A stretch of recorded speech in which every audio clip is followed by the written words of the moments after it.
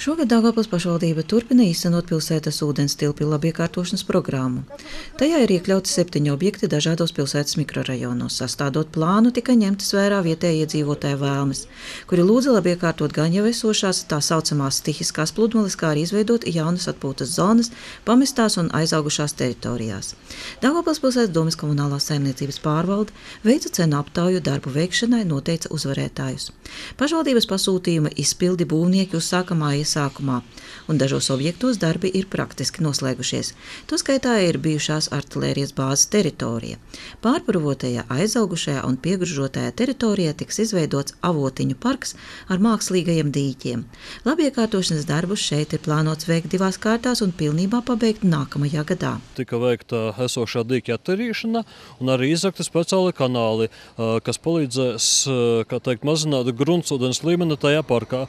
Principā perspektīvā šī vieta varētu tikt aprīkot arī ar citiem labiekārtošanas elementiem, ar soliņiem, krēsliem, atkritumu urnām. Vienkārši būs kārtējs skaistais parks pilsētas teritorijā. Šajā teritorijā esošajā avotā atjaunos arī vandaļu izpostīto ūdens ņemšanas sistēmu. Daugavpilī ir 11 ūdens tilpes un 3 oficiālās pludmales – Šūņu un Lielā Stropezera pludmale, kā arī Stropu vilnis. Tomēr ir nolemts labiekārtot arī tās pludmales, kurām nav oficiālā statusa. Ir savesta kārtībā populārā pludmale Vitebskas ielā Judovkā, tiks labiekārtot arī pludmale vietā, kur Laucises upīte ietek Daugavā. Šeit būs izcirsti krūmi, atvestas un izlīdzinātas smiltis, uzstādīta biotualete. Būvnieki gaida, kad stabilizēsies ūdens līmenis upē.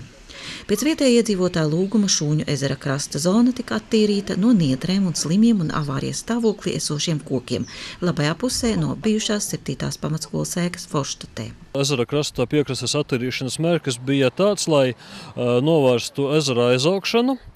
Principā, lai blakus esošo māju iedzīvotājiem tiktu nodrošināta iespēja brīvi ar laivu pārvietoties pa visu ezeru, lai būtu izveidota laivu piebraukšanas vieta un, protams, arī no tāda viedokļa, lai uzlabotu zivju nārsta vietas tieši šajā ezera krasta posmā.